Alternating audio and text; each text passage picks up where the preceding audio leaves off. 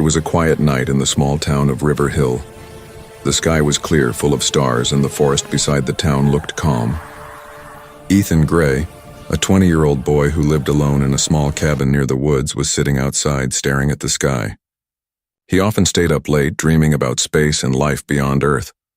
His father used to tell him stories about aliens, but Ethan never believed any of them.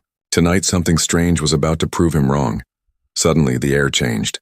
A bright flash of blue light crossed the sky like a falling star, but this light was too big, too fast, and it was coming down toward the forest. The ground shook slightly when it hit. Birds flew out of the trees in panic. Ethan jumped to his feet. "What was that?" he whispered. For a moment, he thought it might be a plane crash, but the color of the light, deep blue with silver sparks, looked nothing like fire.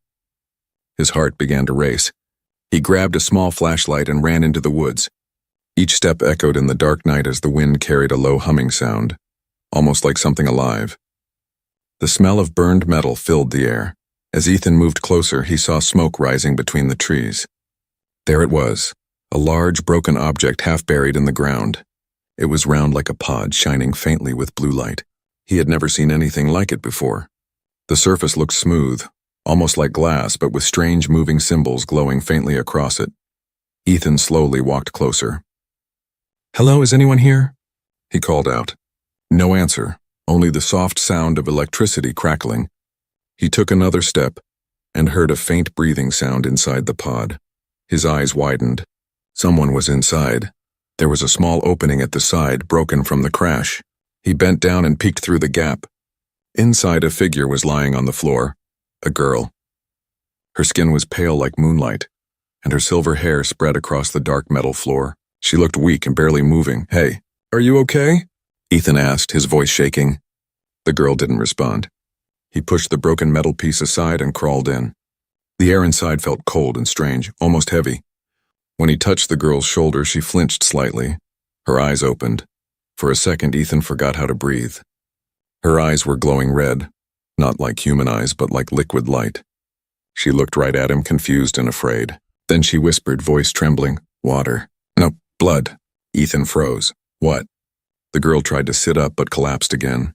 He noticed dark marks on her arms, like veins glowing faintly under her skin. Her lips were dry and she looked like she hadn't eaten or drunk anything for days. Ethan helped her sit against the wall. "It's okay," he said softly. "You're safe." But inside, his heart was pounding. Who was she?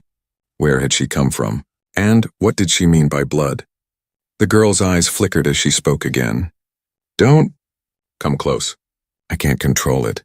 Her voice was weak, almost a whisper. Ethan didn't understand. He saw her trembling hands, her long fingers ending in faintly sharp nails. "You're hurt," he said. "I need energy," she murmured, closing her eyes. "Not from the sun. From life." He looked around the pod. Wires were broken, lights flickering. Whatever this ship was, it was dying, just like her. She was trying to stand up, but her legs gave out. Ethan caught her before she fell. She was ice cold. Then something strange happened. For a brief second, when he touched her, he felt a shock of warmth flow through his hand, like energy moving from her skin into his. Her red eyes opened wide and she gasped, pulling away. "No, don't touch me. You don't know what I am." Ethan took a step back, confused but not scared. "I don't care what you are," he said quietly. "You're hurt and I can help." The girl shook her head slowly. "You shouldn't be here. My kind don't belong on this world." Her voice carried sadness and not threat. She looked so lonely, as if the universe itself had abandoned her. Outside, thunder rumbled even though the sky was clear. The ship's lights flickered brighter, and strange whispers filled the air. Alien signals trying to restart. The girl's body shivered violently. She looked at Ethan once more and whispered, "Please, leave me." But Ethan didn't move. He looked at her glowing red eyes and said softly, "If you needed blood." "How long since you drank?" The girl turned away. 5 cycles. Maybe more. I will soon collapse." Ethan didn't know what 5 cycles meant, but he understood one thing, she was dying.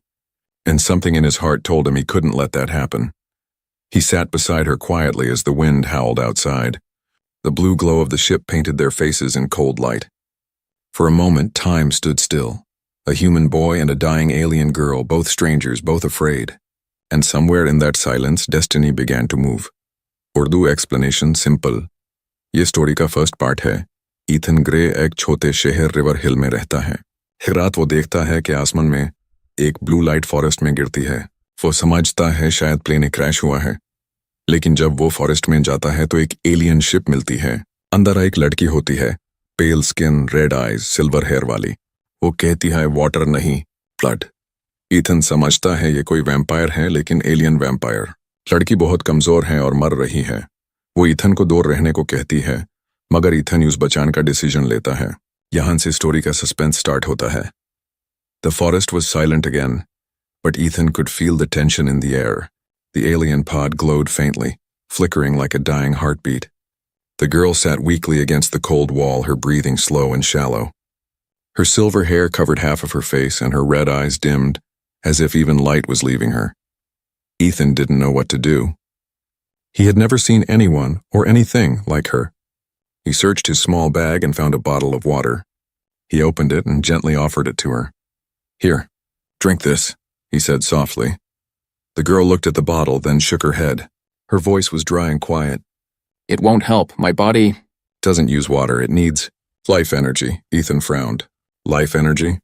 What does that mean?" The girl looked away, shame filling her voice. "Blood," she whispered. Ethan froze. The word hung heavy in the air. He remembered how she had said it earlier. Water. Now blood. Now it made sense. She was a vampire, but not like the ones from human legends. She looked too alien, too delicate, too lost.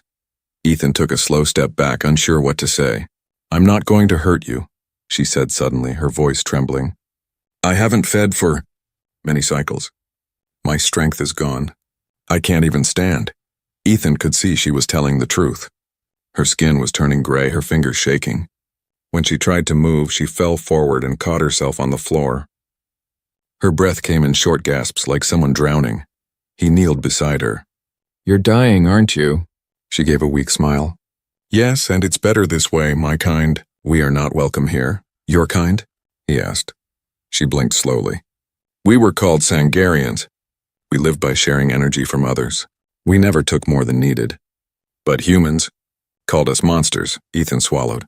"That's not fair." She gave a tired laugh. "Fair? No.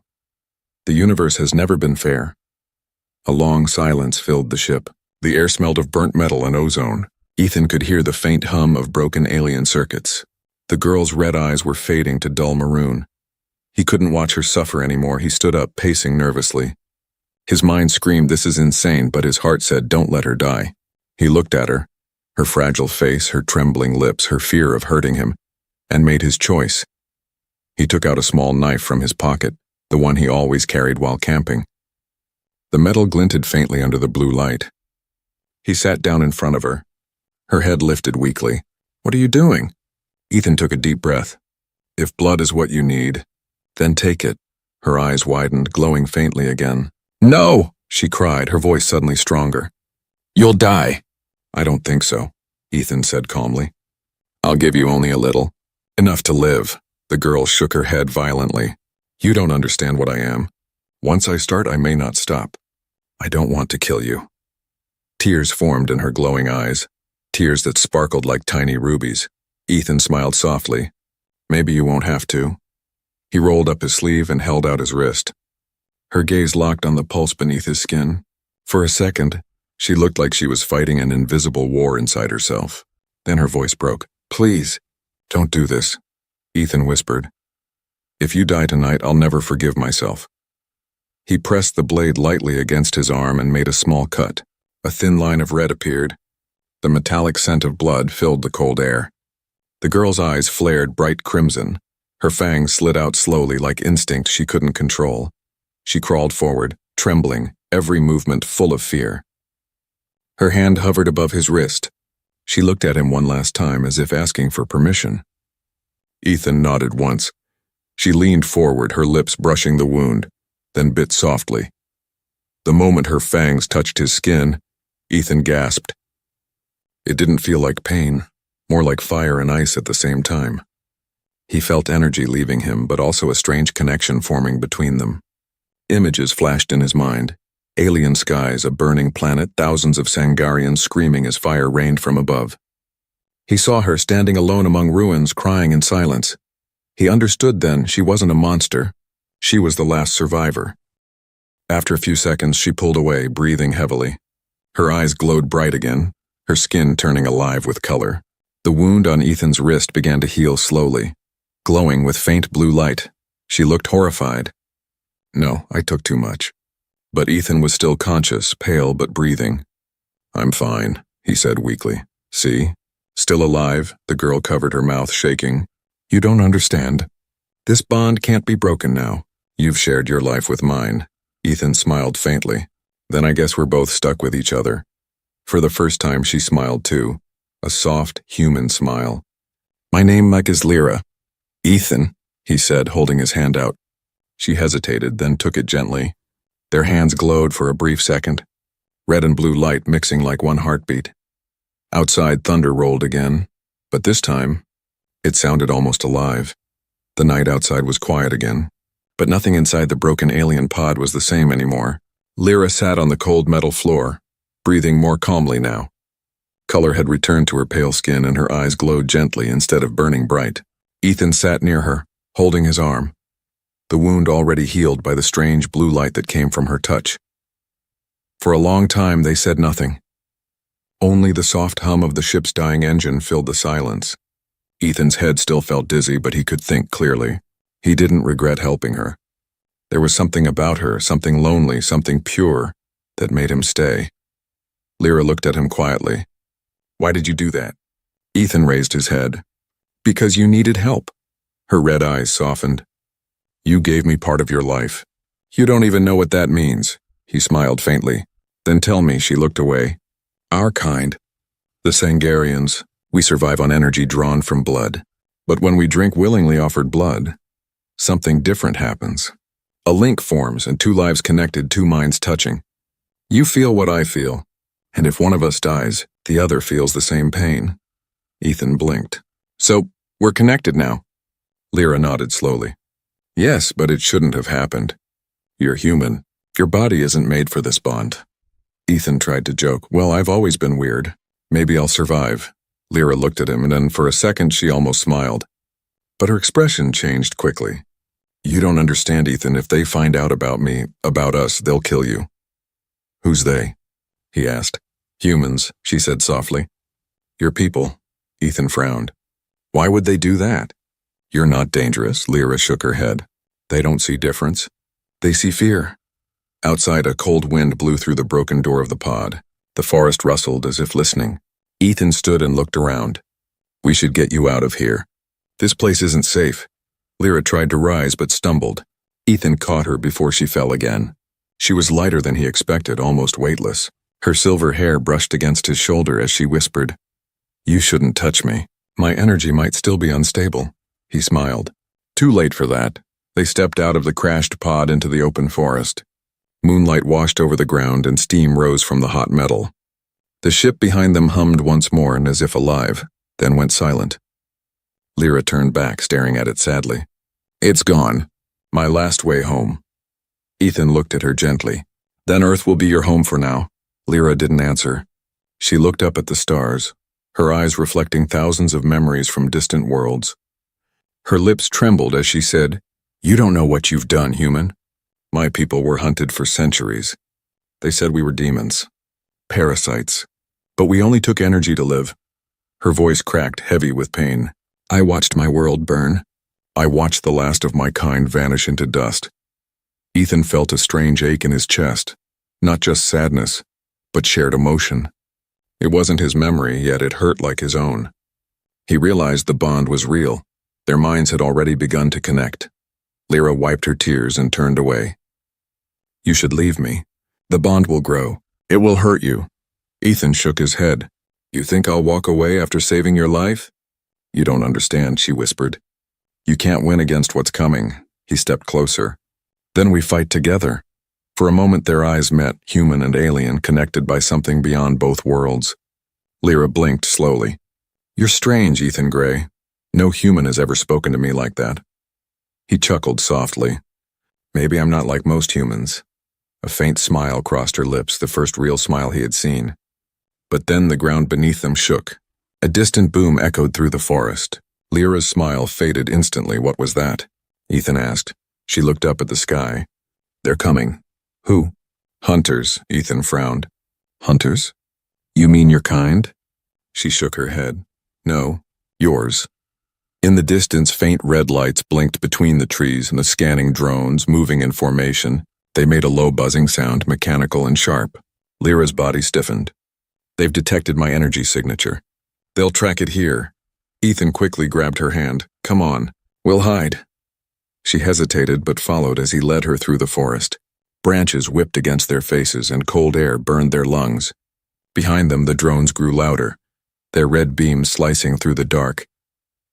Lyra whispered, You can't outrun them. Maybe not, Ethan said, but I can try. They stopped near a small stream. The moonlight reflected in the water like silver fire. Lyra looked at him, her face full of confusion and something else, something soft. You risk your life for someone you met an hour ago, she said. Why? Ethan looked straight into her glowing eyes. Because you're not just someone. You're proof that we're not alone, and I'd rather die helping life than killing it. For a moment she didn't speak. Then very quietly she said, Ethan, you are the strangest human I've ever met. He grinned. I'll take that as a compliment. The sound of the drones grew nearer. Lyra turned toward the noise, her red eyes narrowing. If they catch us, they'll take me apart, study me, and they'll kill you too. Ethan took a deep breath. Then I'll make them chase me instead. Lyra looked shocked. No. But before she could stop him, Ethan stepped out from behind the trees, drawing the drone's attention. The red beams locked onto him instantly. He raised his arms, pretending to surrender. Behind him, Lyra watched in silence, her eyes glowing brighter, her heart burning with something new. For the first time, she realized humans could be more alien than she ever imagined. Red light flashed through the trees. Ethan ran fast, branches scratching his face, heart pounding in his chest. The drones followed close behind, their metallic wings cutting through the air. Each beam of red light searched the darkness, scanning, hunting. Behind a large rock, Lyra crouched low, hiding in the shadows. Her red eyes glowed softly, filled with fear, not for herself, but for him. She whispered, Ethan, come back. They'll kill you. But Ethan didn't stop. He turned toward the flashing red lights and shouted, Hey! Over here. The nearest drone turned, its sensors locking on his voice. It charged a small laser ready to fire. Ethan dived behind a fallen tree just in time as the beam sliced through the trunk. The smell of burned wood filled the air. He breathed hard, his hands shaking. He wasn't a soldier. He was just a boy who wanted to help. Lyra's voice echoed in his mind suddenly. It wasn't sound, it was feeling. You can't win this way. Ethan looked around, confused. Lyra, how? The connection, the bond. He could feel her fear, her heartbeat, her thoughts mixing with his own. He whispered softly, Then what should I do? Run to the river? The water will hide your heat signature. I'll cover you. Ethan obeyed, sprinting toward the sound of rushing water. The ground was wet and slippery, but he didn't care. He reached the riverbank and hid behind the rocks, panting. Then he saw her, Lyra, standing between the trees. Her silver hair glowed under the moonlight, her red eyes burning brighter now. She looked almost powerful again. Ethan wanted to shout to warn her, but before he could, one of the drones fired. A red beam cut across the clearing. Hitting her in the shoulder, she screamed. The sound pierced the night, filled with pain and energy. The air around her began to shake. Her blood glowed like fire, spilling light onto the ground.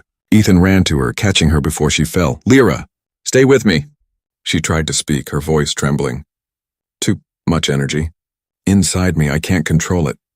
Ethan looked at the wound. It was deep, glowing blue from inside like burning plasma. He didn't know what to do. Then he remembered, and when she drank his blood, she healed herself. He hesitated only for a moment. Then he whispered, Do it again. Her eyes widened weakly. No, I can't. The bond is unstable now. If I drink again, it might destroy you. I don't care, Ethan shouted. You'll die. She looked at him, really looked, and saw no fear. Only determination. Only care. Her hands shook as she reached for him. Her fangs showed again, gleaming in the moonlight. She whispered, I don't want to lose control. Ethan took her hand and placed it on his wrist. Then trust yourself. Lyra's red eyes filled with tears.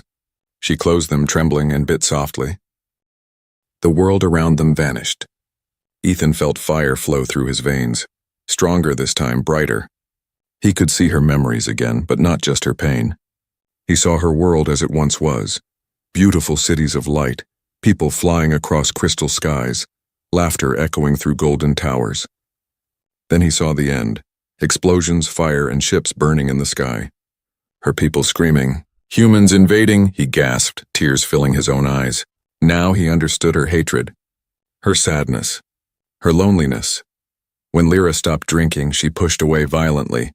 "No, you gave too much." Ethan fell backward, dizzy. The world spun around him, colors blurring. But even through the haze, he saw her wound closing. The blue light on her shoulder faded, replaced by smooth silver skin. Lyra crawled to him, shaking. Her hands glowed as she tried to heal him. "Stay awake, Ethan, please." He smiled weakly. "Guess it worked, idiot." She cried, pressing her hand over his heart. Energy flowed from her into him, the same alien light she had used before. His breathing steadied, his pulse returning. When he opened his eyes, she was crying quietly beside him. "Don't do that again," she whispered. "You'd do the same," he said softly. She laughed through her tears, a small, beautiful sound. For a few seconds, the forest felt alive again, but their peace didn't last long. A new sound filled the air, and deeper, heavier. Not drones this time. A large human ship broke through the clouds, shining floodlights across the forest. Lyra froze. "That's not a drone. That's a capture vessel." Ethan stood, weak but determined. "Then we move now." Lyra looked at him, her red eyes glowing fiercely. "You don't understand. They'll stop at nothing to get me. You'll die if you stay." Ethan stepped closer. "I already almost did. So what's one more time?" She stared at him, speechless. Her lips trembled. "Why do you care so much?" He answered simply, "Because you're not a monster, Lyra, you're a survivor." For a long moment they stood together, surrounded by smoke, moonlight, and danger. Two worlds, the human and alien, joined by a bite that changed everything. As the capture ship descended, its lights cutting through the trees, Lyra took Ethan's hand and whispered, "Then we run, together." The forest glowed with red and blue light as they vanished into the darkness, the beginning of something no one on Earth had ever seen before, a bond strong enough to defy both worlds. The forest was still glowing faintly from the light of the falling drones. Smoke rose between the trees. Ethan and Lyra ran as fast as they could, their footsteps silent on the wet ground. Behind them, the hum of the capture ship filled the air, a deep, threatening sound that shook the earth itself. They reached an old abandoned tunnel near the mountainside. It was dark, damp, and cold, and perfect for hiding. Ethan guided her inside. "We'll rest here for a while." Lyra leaned against the wall, breathing slowly. Her skin shimmered faintly in the dim light, silver veins glowing under her skin like living circuits. Her eyes were tired but alert. Ethan sat down beside her, wiping the dirt from his face. For a few minutes, neither of them spoke. Only the soft sound of dripping water echoed through the tunnel. Finally, Ethan broke the silence. "Who are they, Lyra? The people hunting you? Why do they want you?" Lyra hesitated, her red eyes flickering. Then she whispered, "They're not hunting me, Ethan. They're hunting what I carry." Ethan frowned. "What do you mean?" She looked down at her hands. "The Sangarian heart. It's inside me." Ethan blinked, confused. "Heart? Like an organ?" Lyra shook her head. "Not exactly.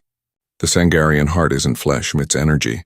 It's a living core of knowledge and power passed from one generation to another. My people guarded it for centuries. It held everything we were, our science, our memories, our life."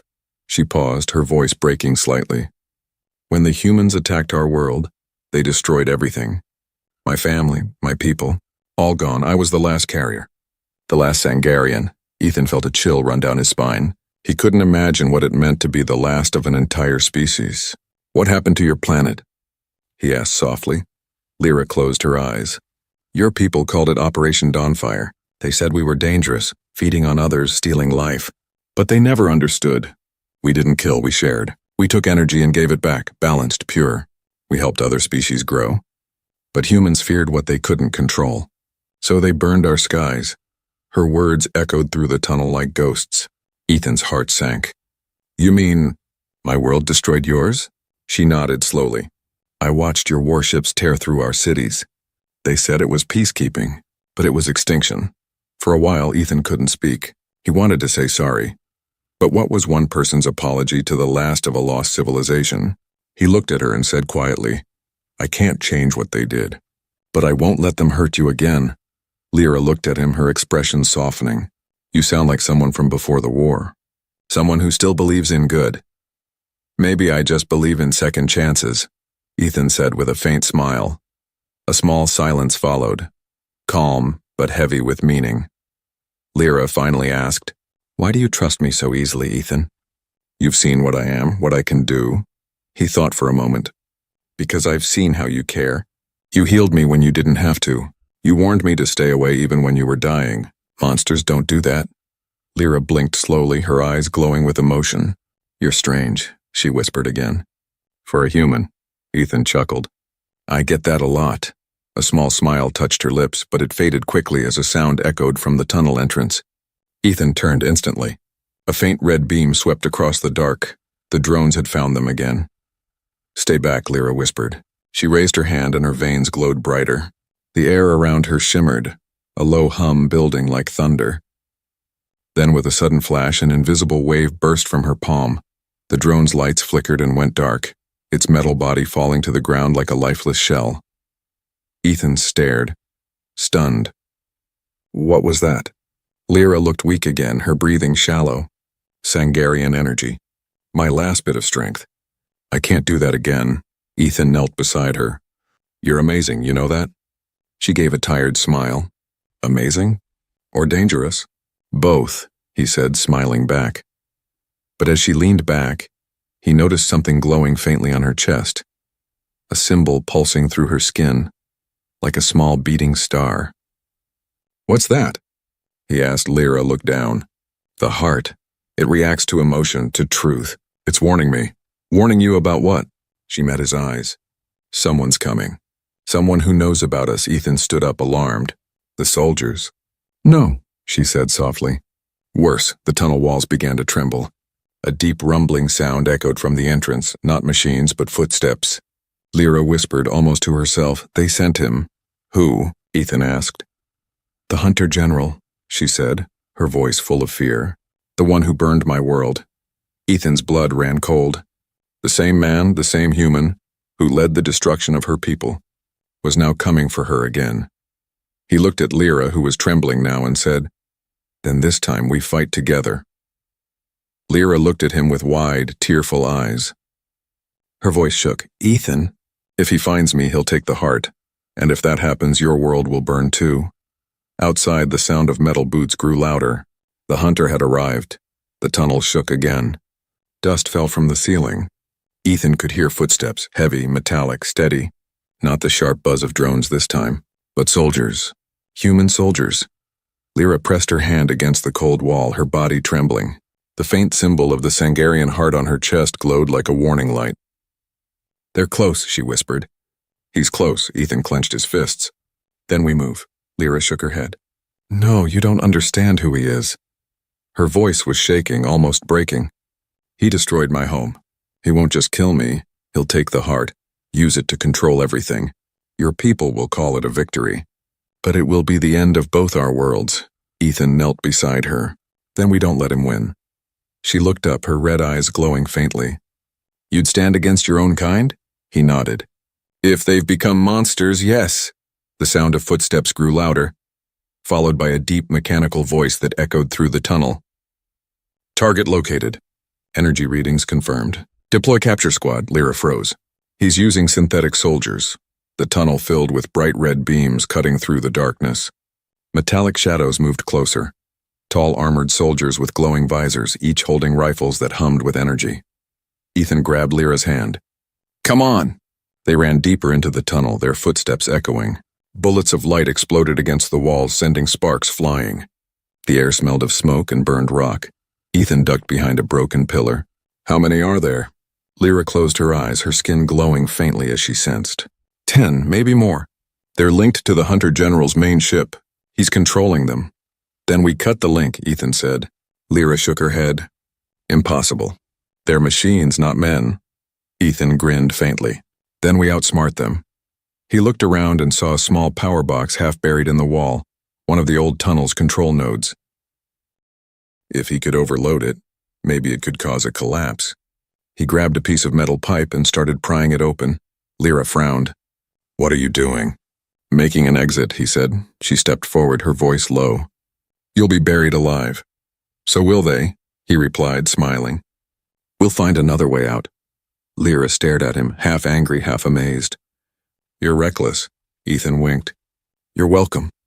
Before she could respond, another blast hit the wall beside them. The tunnel shook violently. One of the soldiers stepped into the open. Tall, armored, his face hidden behind a glowing red mask. Ethan jumped in front of Lyra, holding the metal pipe like a weapon. The soldier raised his rifle, but before he could shoot, Lyra lifted her hand. Her veins turned bright silver, her eyes glowing like two red suns. She whispered something in her alien tongue. The air rippled, and suddenly the soldier froze. Energy burst from her palm and the metal armor cracked apart, exploding into pieces. Ethan ducked as debris rained down. Remind me not to make you angry. Lyra looked at him weakly. That took too much power. He helped her up quickly. You did great. Now move. They ran deeper into the tunnels, the sound of pursuit behind them growing louder. Then came another voice, deeper, colder. Lyra of Sangar.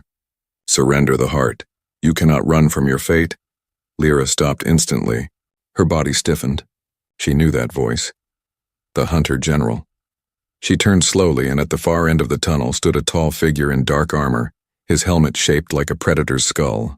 A crimson symbol glowed on his chest. The same mark that burned her world. Ethan whispered. That's him? Lyra nodded, her voice trembling. Yes, the man who ended my world. The Hunter General's voice echoed through the tunnel. You carry the heart of Sangar, the most powerful source of energy in the galaxy. With it, we can bring order to chaos. Your race wasted it. Humanity will not. Ethan stepped forward. Order? You mean control? The general tilted his head slightly.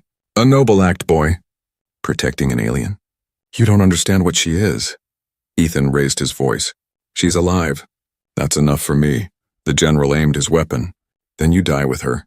A beam of red light fired him and everything slowed down.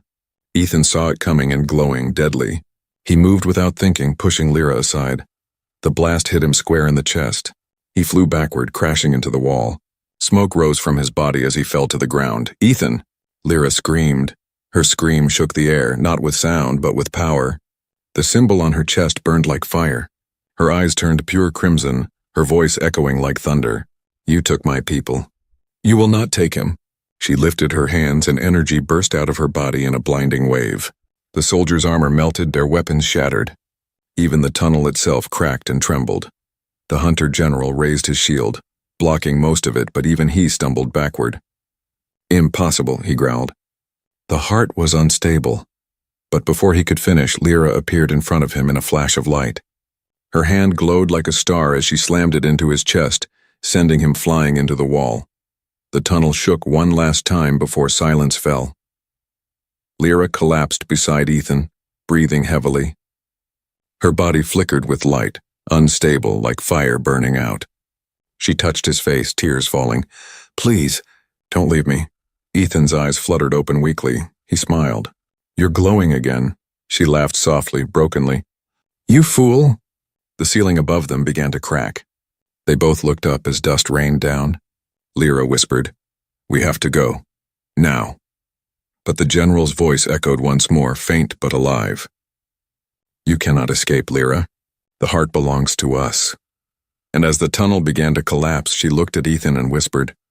The tunnel was falling apart. Rocks crashed from above and clouds of dust filled the air.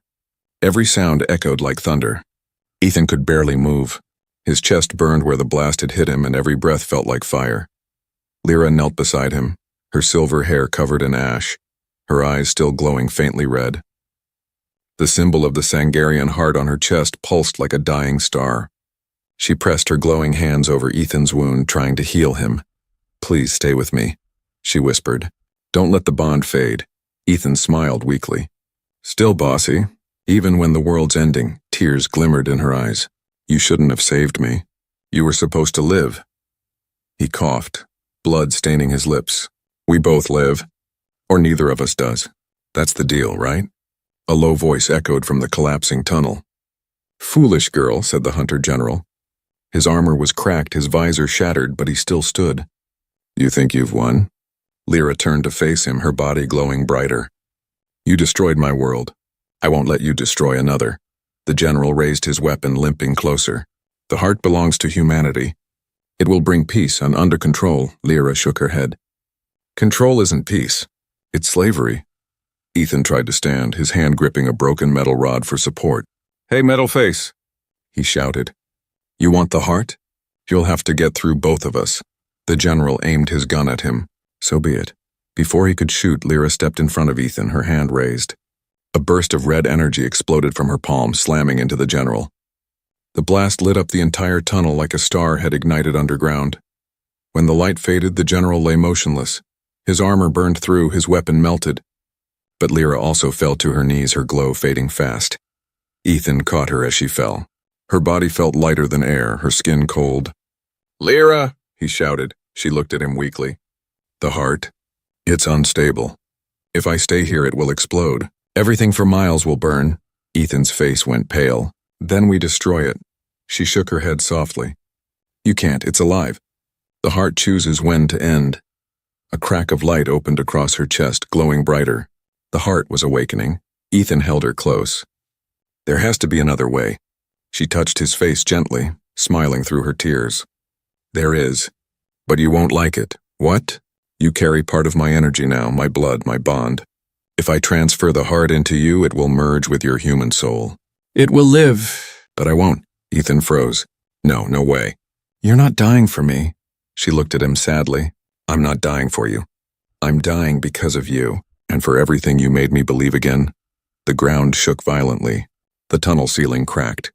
Time was running out. Ethan gripped her hands tightly. We'll find another way, Lyra. There is no time. She leaned closer, her forehead touching his. Through the bond, he felt her emotions and her fear, her pain and her love. Her voice echoed in his mind. You showed me what it means to trust, to hope, to feel human again. A soft light began to move from her chest into his. It felt warm, like sunlight flowing through his veins. He gasped as his heart pounded faster. Lyra's glow dimmed with every passing second. Her voice became a whisper. Promise me. Don't let them use it. Protect both our worlds. I promise, Ethan said, tears falling freely. Her lips curved into a faint smile. Then it's yours now. The last burst of light surrounded them both, red and blue mixing into white. The tunnel exploded with energy, but not with fire. It was pure light, swallowing everything in silence. When Ethan opened his eyes again, everything was calm. The sky above was golden with dawn. The forest was silent, the warship gone, the ground scarred but alive. He looked down at his hands. Faint silver lines glowed under his skin. His reflection in the water showed red eyes, faint like Lyra's. He felt her presence inside his mind. Soft, quiet, but there. Ethan, we are one now. He smiled sadly. Guess you're not gone after all. He stood slowly, the morning sun reflecting in his eyes. The world felt different, alive, connected. He could feel the heartbeat of the planet, the energy of every living thing. He looked at the horizon where the light touched the trees. This isn't the end, he whispered. It's the beginning. As he walked away, a small silver butterfly landed on his shoulder, glowing faintly red. He smiled. I know, Lyra, I'll protect it. Far behind him, the ruins of the tunnel glowed softly like a sleeping star beneath the earth, the last sign of the Sangarian heart. And somewhere beyond the clouds, a new legend began, the story of the boy who shared his blood with a dying alien and became the bridge between two worlds.